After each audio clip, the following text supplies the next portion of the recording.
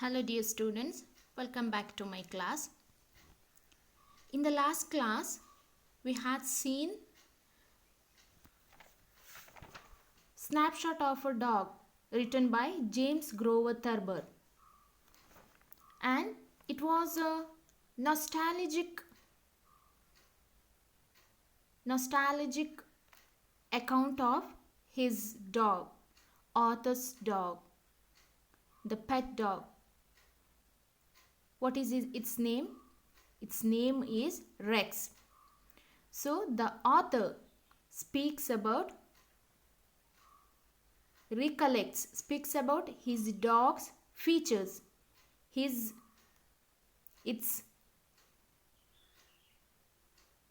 different types of works, its different types of fights, its nature, isn't it? So we had stopped in the last class where Rex caught the dog's ear, another dog's ear rather than throat. Usually dogs catch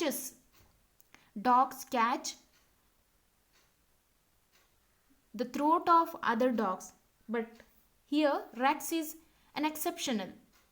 He caught the ear of its opponent.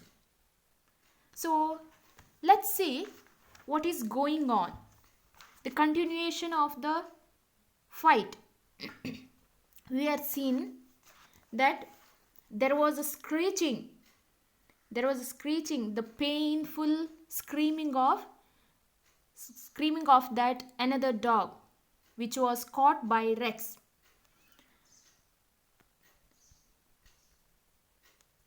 The Negro boldly picked the dogs up, swung them around his head, and finally let them fly like a hammer in a hammer throw. There was a Negro in that area, and what did he do? He picked both dogs and swung, turning both dogs around his head, and finally he threw them away like a throwing hammer throw, But although they landed 10 feet away with a great plump, Rex still held on. Even after doing that task, by holding both dogs, the Negro threw them away. But even though they were falling down 10 feet far away, Rex did not let the dog's ear go on. See, he had that stern hold on its opponent. Working their way to the middle of the car tracks, 2 or 3 street cars were held up by the fight. So these two dogs were fighting on streets. They interrupt the streetcars. So the streetcars which were passing through the street, they stopped there, and even the people came to solve the problem, to loosen them.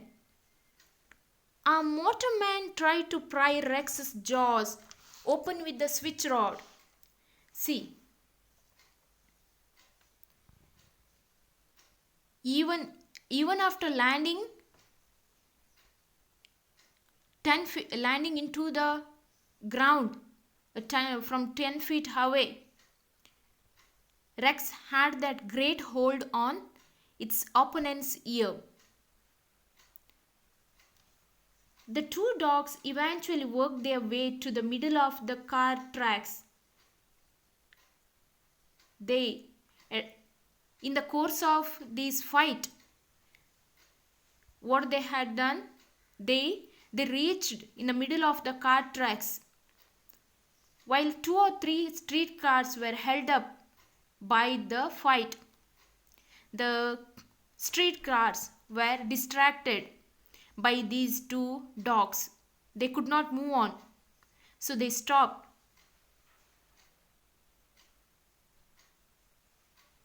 So, one of the car driver tried to pry Rex's jaws. He tried to loose, he tried to open Rex's mouth.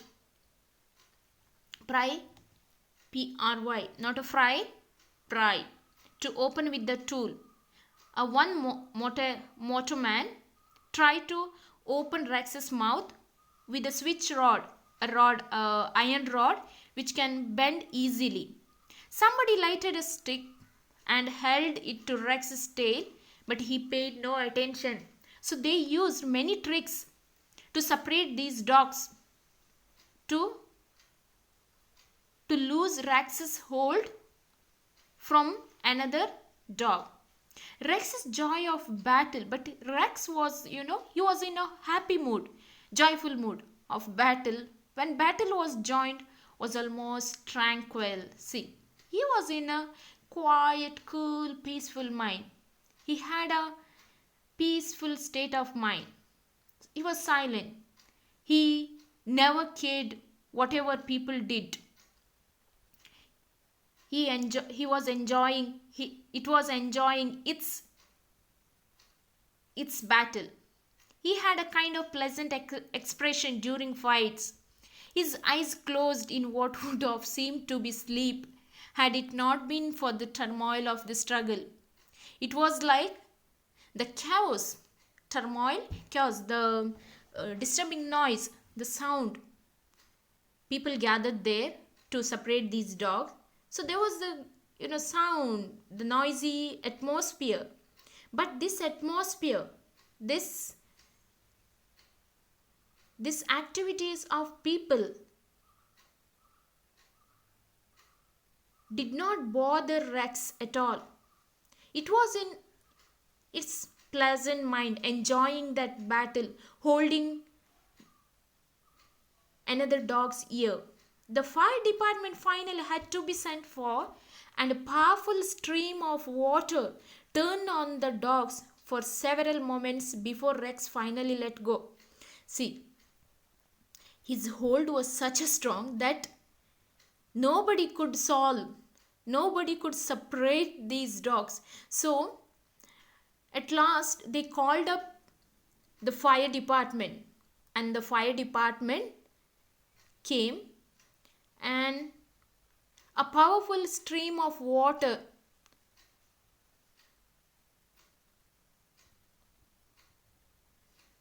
the powerful stream of water was set onto these dogs.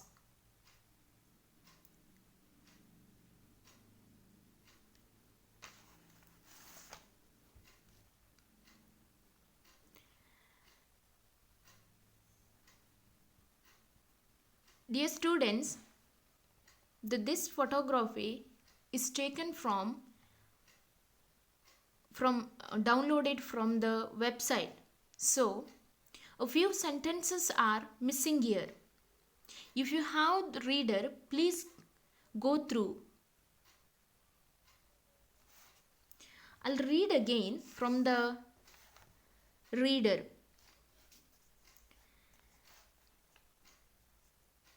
See, in the end, all the residents and storekeepers in the neighborhood were on hand, shouting this, suggesting that. I'll just read before few lines that you could get some ideas. The Negro boldly picked the dogs up, swung them around his head, and finally let them fly like a hammer in a hammer throw. But although they landed 10 feet away with a great plump, Rex still held on. The two dogs eventually worked their way to the middle of the car tracks, and after a while, 2 or 3 street cars were held up by the fight. A motorman tried to pry Rex's jaws open with the switch rod.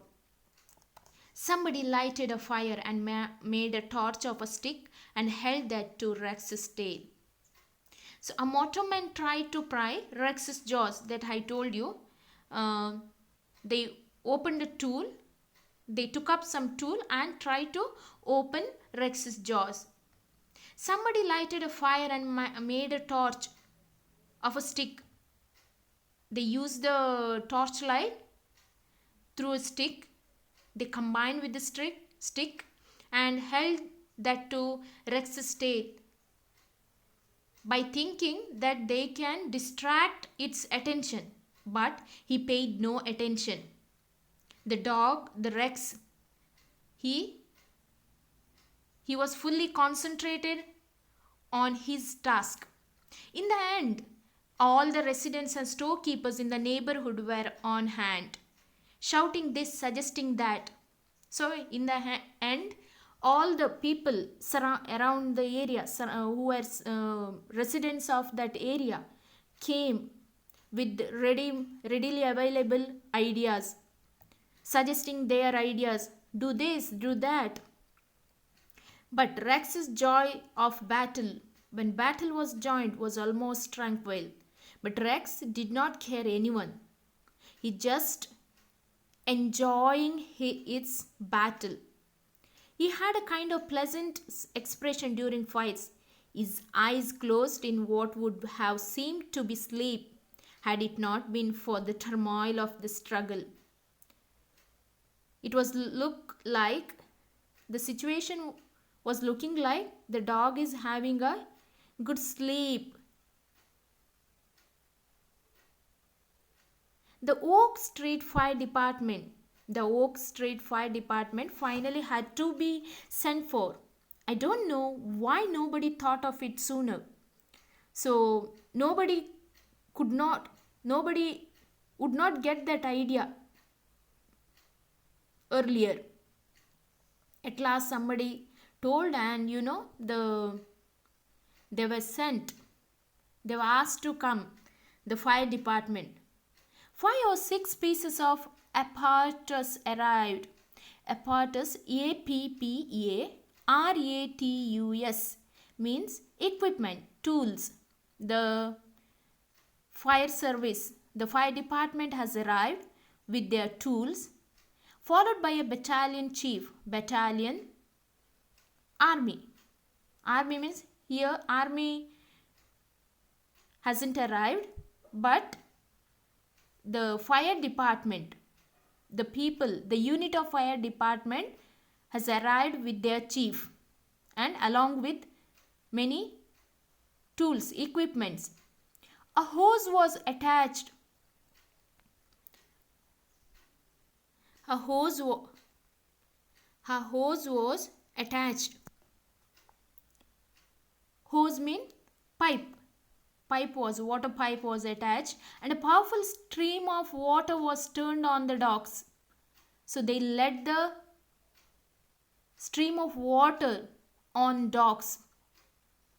Rex held on for several moments more while the torrent buffeted him about like a log in a freshet. Even though, after letting that stream of puff water stream, Rex did not care. He had that strong hold on another dog. But in the end of the discourse, it was like a torrent buffeted him. Torrent, flood, outburst of water, which was fell on Rex. Freshet means a sudden flood of a river from heavy rain or melted snow. Like a heavy waterfall or a heavy flood fall on whom? Fall on Rex. So he was 100 yards away from where the fight started when he finally let go. See, When fight started, he was in some other place. And now he's almost 100 yards far away from the fight had taken place. And that finally he let that dog to go. So I think the people who gathered there would certainly thank to the fire department. Otherwise, it would not have been possible to them to release these dogs to stop their fight. Now, after this fight, what happened? The story of that Homeric fight got all around town, and some of our relatives considered it a blot on the family name. So, the story, this fight of Rex, Homeric means the heroic fight which was used by the Greek poet, Greek author Homer, the famous Greek author Homer. He who wrote famous epic Odyssey.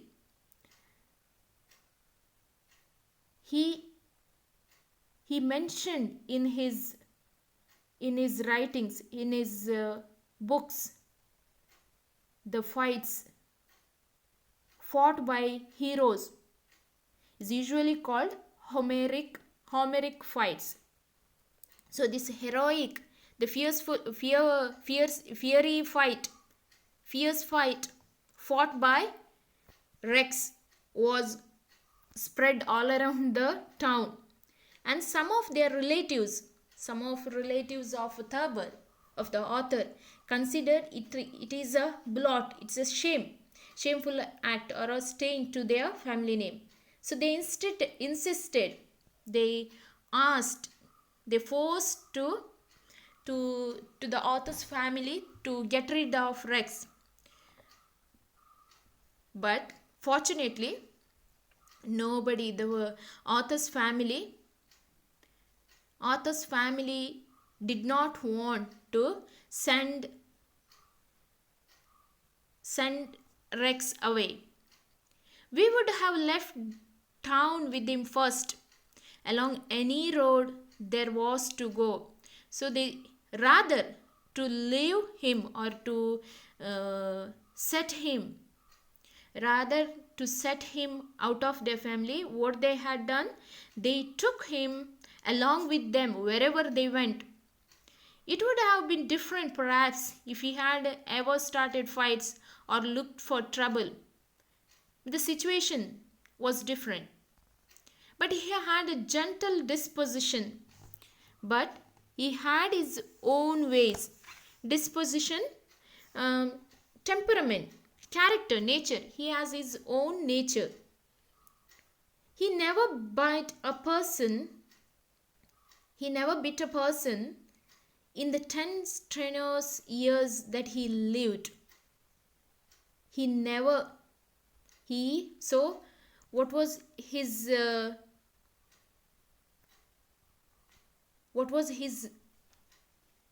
living time? How many years he lived? He lived for 10 years. So in these tiring, tough, he never bit a person.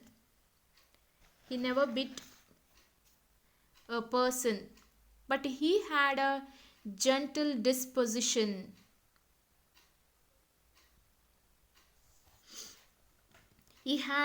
His gentle disposition, his temperament, his nature, his behavior. He never bit a person in the 10 strenuous years that he lived, nor he ever growled at anyone except prowlers. Prowlers,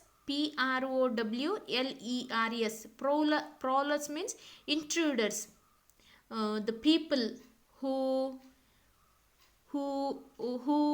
stealthily comes near, who stealthily come near the building, planning with with robbing or some other criminal activities, or intention with the people with the criminal intention are called prowlers.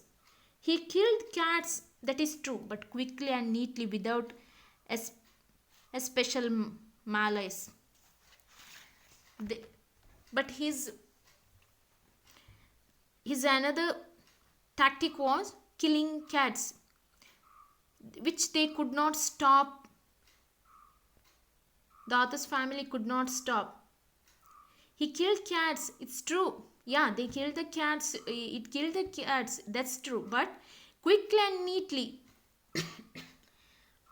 not suffering that cats. Like the men kill certain animals.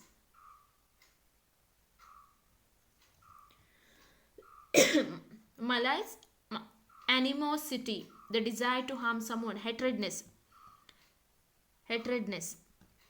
It was the only thing he did that we could never cure him of doing. That was the only thing. Killing cats were the only thing that the author's family could not stop.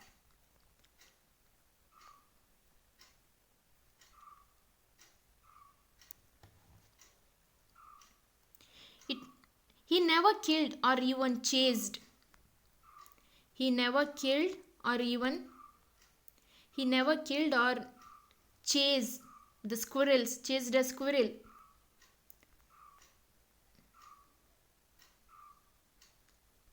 It never killed or chased a squirrel. See, I don't know why. He had his own philosophy about such things. It had its own ideology, its philosophy about that things.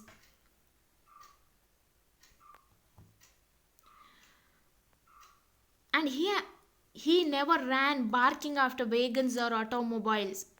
It's interesting, isn't it? Usually the dogs run behind the vehicles. He never ran barking after wagons. Wagons like a four-wheeler vehicle carrying carrying goods, or using for transforming. Sorry, not transforming. Transporting agricultural products. Using these wagons means they are usually using in agricultural field for agricultural purposes. It could be like we are calling goods tempo. He didn't seem to see the idea in pursuing something you couldn't catch, or something you couldn't do anything with, even if you did not catch it.